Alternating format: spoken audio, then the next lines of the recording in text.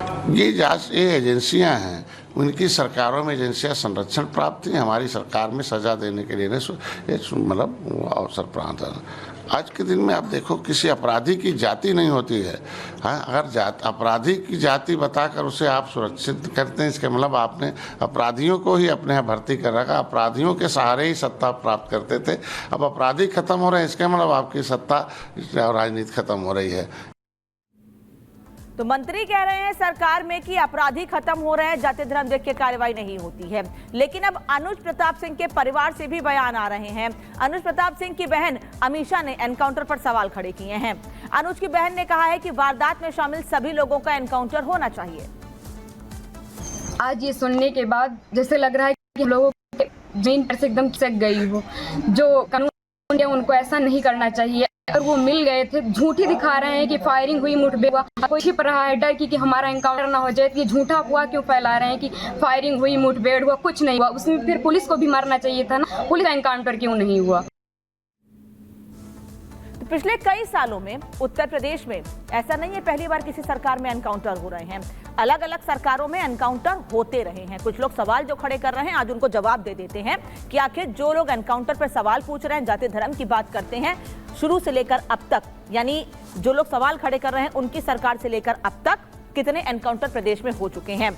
19 मार्च 2017 से अब तक 207, यानी योगी आदित्यनाथ की सरकार में 207 एनकाउंटर हुए हैं। वहीं 15 मार्च 2012 से 19 मार्च 2017, यानी अखिलेश यादव जब मुख्यमंत्री थे उनकी सरकार में 40 एनकाउंटर हुए थे, ये सूत्र बता रहे हैं। जबकि मायावती की सरकार में 13 मई 2007 से 14 मार्च 2012 तक 261 एनकाउंटर हुए थे। यह एनकाउंटर का उत्तर प्रदेश में आंकड़ा है। वहीं मुलायम सिंह यादव, जब मुलायम सिंह यादव खुद मुख्यमंत्री थे, यानी समाजवादी पार्टी की ही सरकार थी, उनकी सरकार में 29 अगस्त 2003 से 13 मई 2007 तक 499 एनकाउंटर हुए। यानी सबसे ज्यादा एनकाउंटर मुलायम सिंह यादव की सरकार में हुए, लेकिन उस पर कोई सवाल नहीं पूछेगा। लेकिन आज जब एनकाउंटर हो रहे हैं, उत्तर प्रदेश के मुख्यमंत्री अपराध मुक्त उत्तर प्रदेश की बात करते हैं तो सवाल पूछ रहे हैं, क्योंकि वो लोग सवाल पूछ रहे हैं जिनको अपनी सियासी जमीन खिसकने का डर है, जो उत्तर प्रदेश के अच्छे माहौल से डरे हुए हैं। ये बीजेपी के नेता आरोप लगा रहे हैं। वहीं इस बीच उत्तर प्रदेश के मुख्यमंत्री योगी आदित्यनाथ भी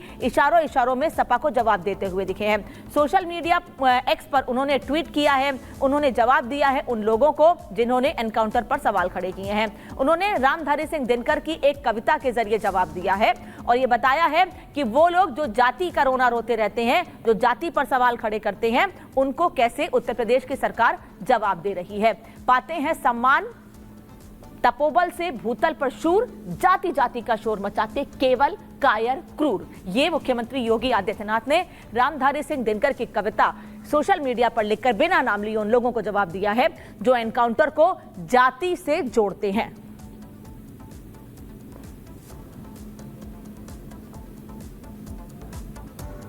और आरोप सियासी हैं तो ऐसे में हिसाब भी जरूरी है। ऐसा हम क्यों कह रहे हैं ये आपको बता दे रहे हैं। हालांकि हिसाब सभी अपराधियों का उत्तर प्रदेश में हो रहा है, ये लगातार देखा जा रहा है और सरकार भी ये दावा करती रही है।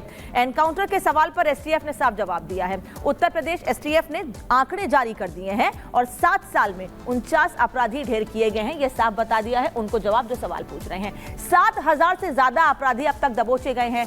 560 से ज्यादा अपराधी डाले गए हैं। 3970 संगठित अपराधी अब तक दबोचे गए हैं, यानी कि पकड़े भी गए हैं। लेकिन वो लोग जो पुलिस पर फायरिंग करते हैं उन पर पुलिस फायरिंग करती है और एनकाउंटर में ढेर हो जाते हैं। इसीलिए सवाल वो लोग खड़े करते हैं जो प्रदेश के माहौल से, या अभी जो सुरक्षित माहौल है, जो दावे बीजेपी के कर रहे हैं, वो ये कह रहे हैं कि सुरक्षित माहौल है, इसीलिए वो डरे हुए हैं।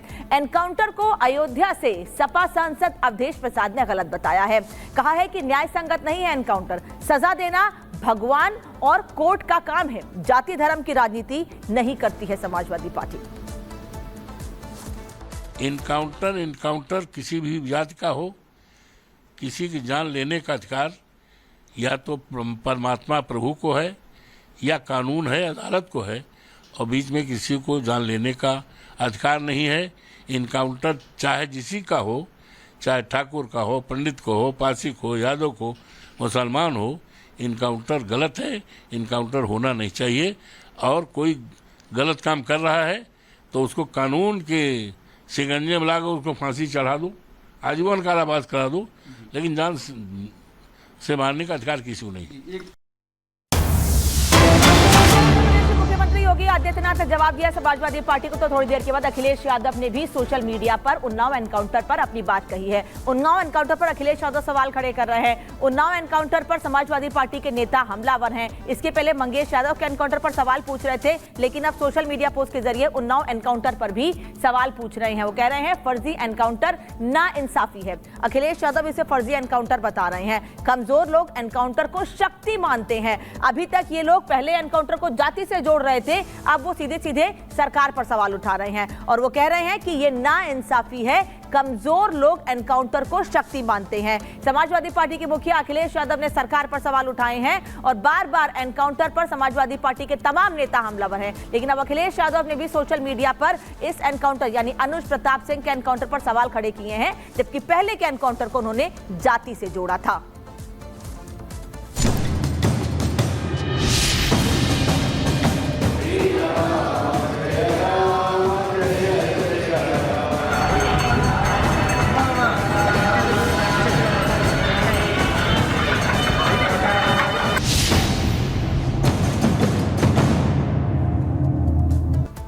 और बढ़ते आगे अब बात कर लेते हैं तिरुपति बालाजी मंदिर के प्रसाद की, क्योंकि इसमें चर्बी होने का मामला अब और तूल पकड़ता जा रहा है।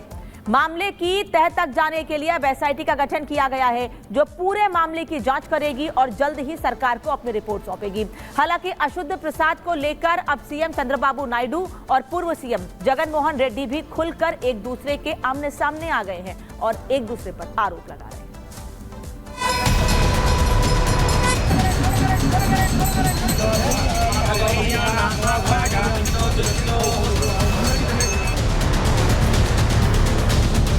सनातन को खत्म करने की साजिशें हो रही हैं, सनातन को भ्रष्ट करने की साजिशें। उन दोषियों को फांसी की सजा देवे। मंदिर का शुद्धिकरण, महाशांति का यज्ञ,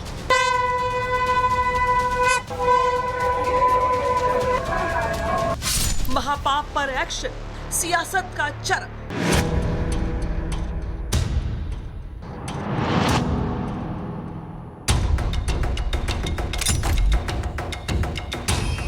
तिरुपति बालाजी मंदिर के महाप्रसाद में चर्बी मिले होने का मामला दिन ब दिन बढ़ता ही जा रहा है।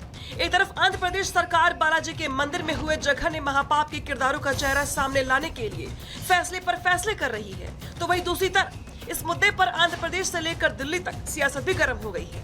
इस मामले के सामने आने के बाद चंद्रबाबू नायडू ने कहा कि लड्डुओं में चर्बी की जांच एसआईटी को सौंपी गई है, तो अब एसआईटी ही प्रसाद को लेकर आई रिपोर्ट की भी जांच करेगी और जांच रिपोर्ट चंद्रबाबू नायडू सरकार को सौंपेगी। लेकिन इस मामले में सबसे बड़ा मोर्चा महाप्रसाद में मिलावट को लेकर आरोपों के घेरे में आए पूर्व सीएम जगन मोहन रेड्डी ने खोल दिया है। जगन मोहन रेड्डी ने पीएम मोदी को एक चिट्ठी लिखकर इंसाफ की गुहार लगाई है। जगन ने पीएम को लिखी चिट्ठी में जहां खुद को बेकसूर बताया है, तो वहीं सीएम चंद्रबाबू नायडू पर कई गंभीर आरोप भी जड़ दिए हैं। जगन मोहन रेड्डी ने पत्र में लिखा है कि चंद्रबाबू नायडू आदतन झूठ बोलने वाले व्यक्ति हैं। वे इस हद तक गिर गए हैं कि उन्होंने केवल राजनीतिक फायदे के लिए करोड़ों लोगों की आस्था को ठेस पहुंचाया है। प्रधानमंत्री जी, मेरे खिलाफ जो झूठ फैलाया गया है उसकी सच्चाई सामने लाई जाए और मंदिर की पवित्रता को बनाए रखा जाए। हालांकि जैसे ही इस मामले में पूर्व मुख्यमंत्री जगन मोहन रेड्डी ने पीएम मोदी को चिट्ठी लिखकर सच्चाई सामने लाने की गुहार लगाई, सीएम चंद्रबाबू नायडू भी जवाब देने के लिए सामने आ गए और उन्होंने दावा किया कि पिछली सरकार के पाप माफ करने के लायक नहीं है और उन्होंने प्रसाद को लेकर जो बातें कही हैं वो तथ्य उन्होंने खुद नहीं बल्कि खुद भगवान बालाजी ने कहलवाई हैं। पिछली सरकार ने लोगों की भावनाओं के साथ खिलवाड़ किया और उनकी भावनाओं का सम्मान नहीं किया। मुझे लगा कि भगवान ने खुद मुझसे लड्डू पर ये तथ्य प्रकट करवाए हैं। भगवान सब कुछ करता है और हम केवल नाम मात्र के हैं। जाहिर है मामला असंख्य हिंदुओं की आस्था से जुड़ा हुआ है, इसलिए विवाद ठंडा पड़ने की बजाय गर्माता ही जा रहा है। हिंदू संगठन और करोड़ों हिंदू तिरुपति बालाजी मंदिर के पापी को ढूंढकर सजा देने की मांग कर रहे हैं, तो वहीं विश्व हिंदू परिषद अब देश के सभी मंदिरों का नियंत्रण हिंदुओं के हाथों में देने की मांग कर रहा है।